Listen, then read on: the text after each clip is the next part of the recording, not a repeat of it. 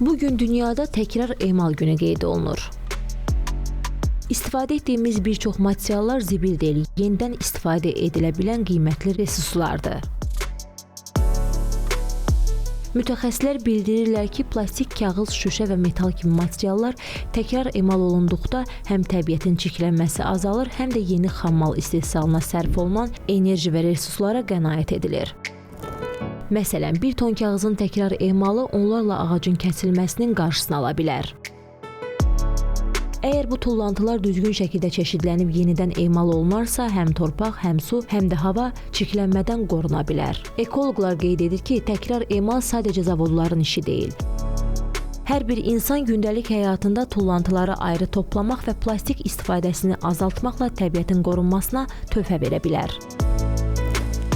Təkrar emal günü bir daha xatırladır ki, planetimizin gələcəyi yalnız böyük layihələrdən deyil, hər birimizin kiçik amma məsuliyyətli seçimlərindən asılıdır.